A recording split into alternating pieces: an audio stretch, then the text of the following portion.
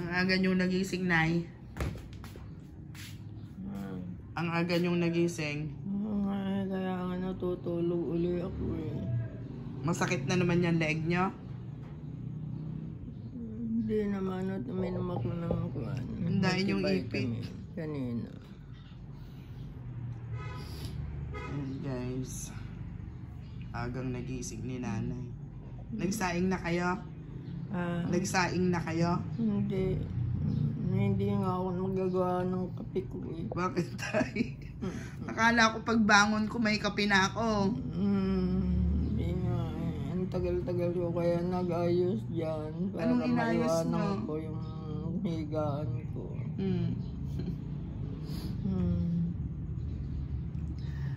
Doon natulog si nanay guys. Oh. Ayan. Ang kulambo niya. Ay. Nag-alis na siya ng kumot niya at ano. Unan.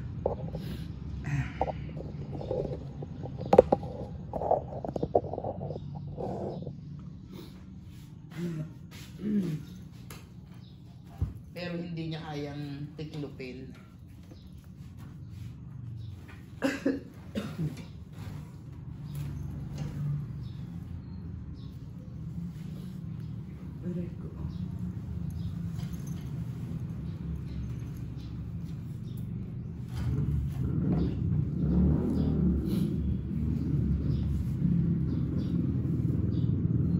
Ay nako guys, huwag sanang mahawa si nanay sa akin. Kailangan ko magmas. Yo.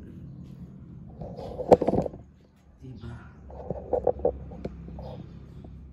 Ayan, kailangan kong magmas guys. Ay nako. Bababaran ko pa etong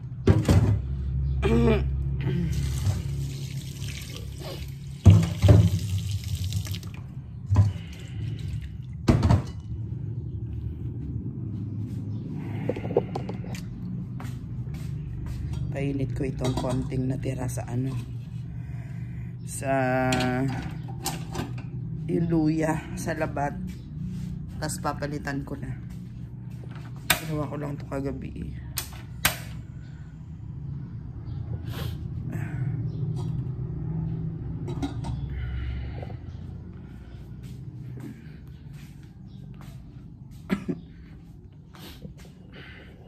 Ang hirap ng ganito guys.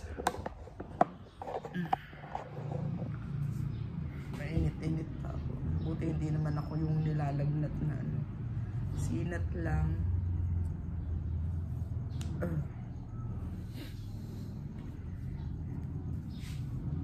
Hindi ko alam kung ano pa anong ulam namin ngayon.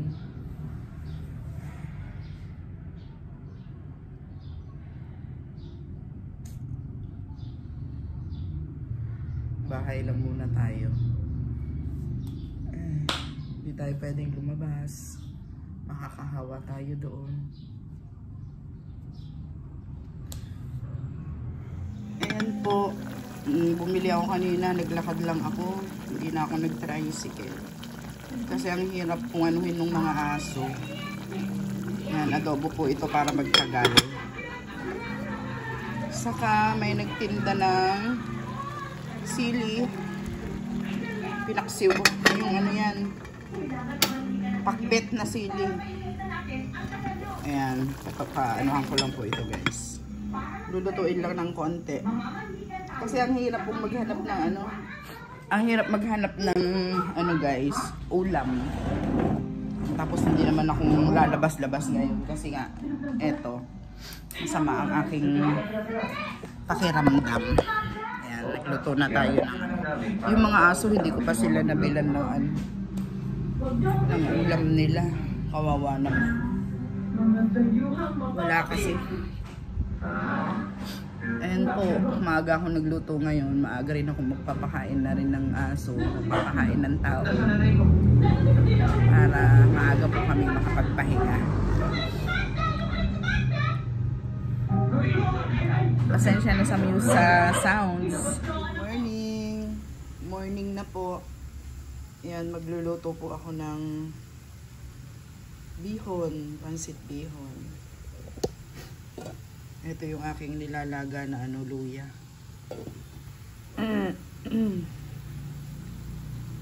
Ayan, may nagisa na akong gulay dito guys. Ginisa ko na yan para maipaibabaw na lang mamaya. Ito yung adobong baboy. Hindi ko pa pala naipainit. Papainit ko guys. Ang sinahog ko sa pansit ko is sardinas. Mas gusto ko po ang sardinas.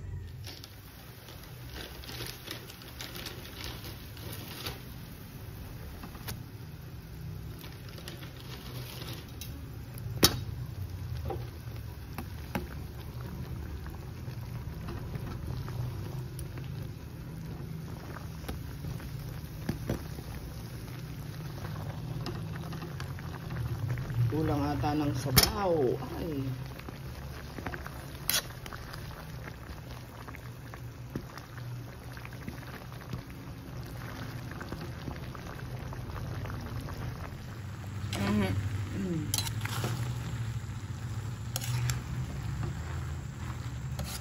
Dinagdagan ko po ng ng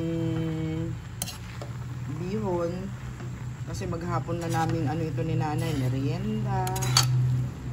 Pwedeng kakainin na yung kakainin, ganun po. Kaya hindi na ako bibili ng tinapay sa labas. Papaipainit na lang.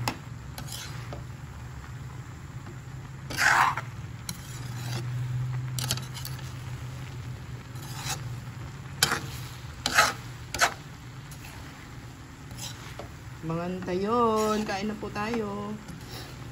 Masama po ang aking pakiramdam. Hindi ako lalabas ngayon.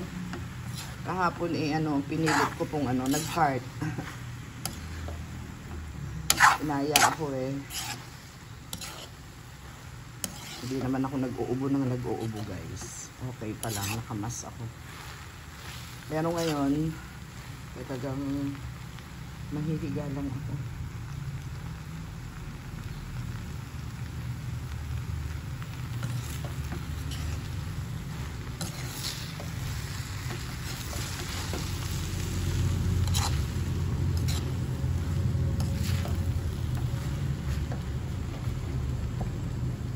Nalasyo ako. Ayan, kahinaan ko lang.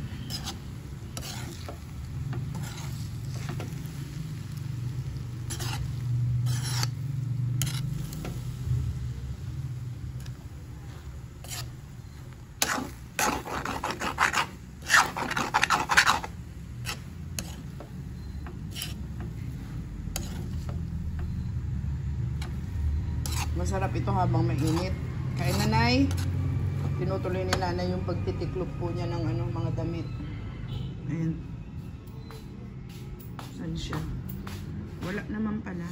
Ayan, kain na po tayo. Kasaan natin ng kalamansi. Nay! Nasa silong siguro si nanay. Kalahati lang yan. Nanay! Kain po tayo. Pang 4 days ko ngayon guys, Huwebes. Okay naman po ang pakiramdam at nakaligo na ako. Ayan, sobrang init po ng panahon. Kaya talagang nagpainit ako ng tubig guys para makaligo.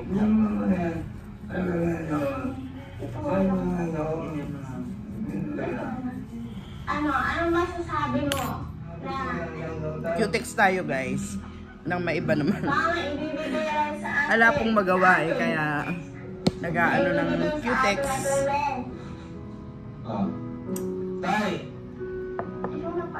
Ayan, nandito ulit tayo sa ating lungga. Dito lang tayo guys. Kasi si nanay sa labas para hindi mahawa.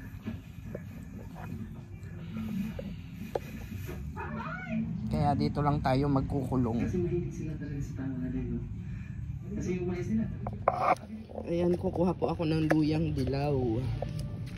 Dahil, dahil maganda daw po yan. Shout out po kay Ma'am Alona Villabi. Tapos ilalaga ko.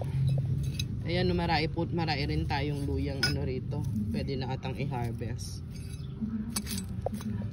Ito yung luyang dilaw, guys. Ay, may uod. Ay, bulate. Na, naputol yung ano.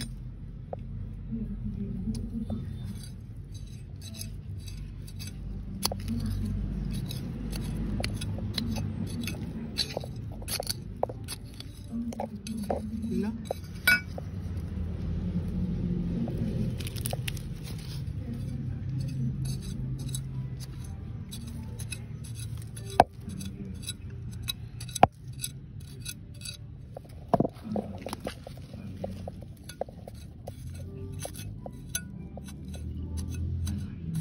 Ayun, oh. Ayun yung laman niya sa kanila.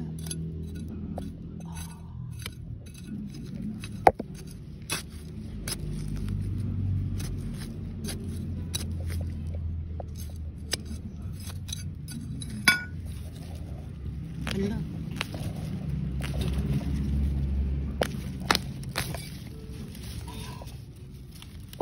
Ay.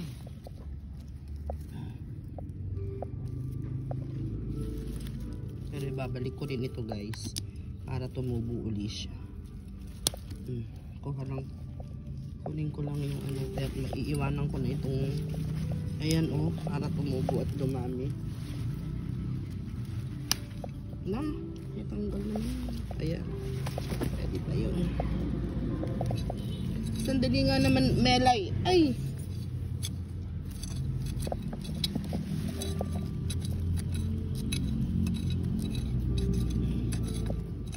Ayun po, ang dai sa loob.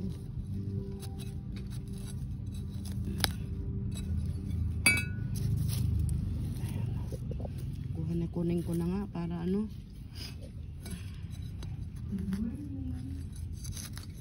Kaya lang, dali na ito. Lipat ko nga ito. Masasaktan eh. Kuhanin na lang kita.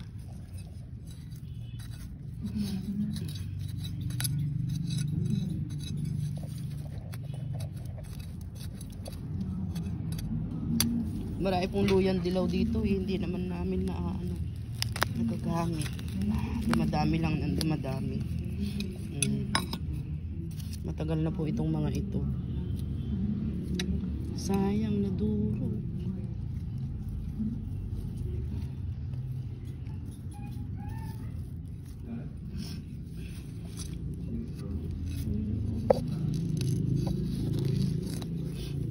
Sayang yun oh.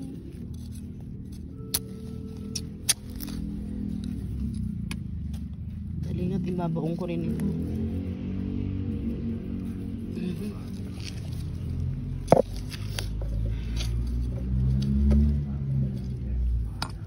Tutubo rin yung mga yan eh.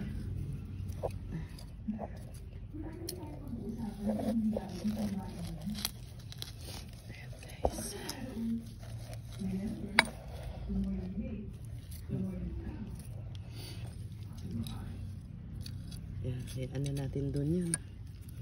Tapos, asaan na yung natanggal ko? Ayan. Babaon ko rin yan.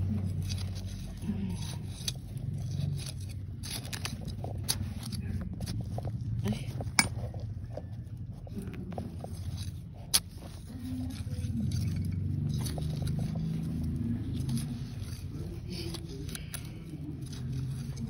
Si Emelay naman. Dali lang guys, di ko po maibaon, mahirap. Eto na po, aray ko. Ayan, at naibalik ko na. Eto yung aray. Ay, sayang. Ito naman kasing mga aso na ito. Ay, hirap naman ng ganito. Ay, naku, pakulit.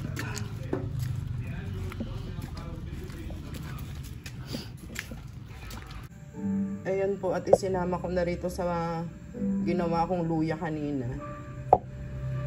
Nilagyan ko na siya ng luyang dilaw.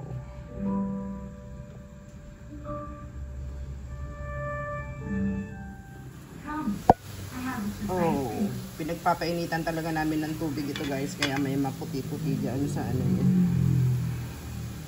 Dilit.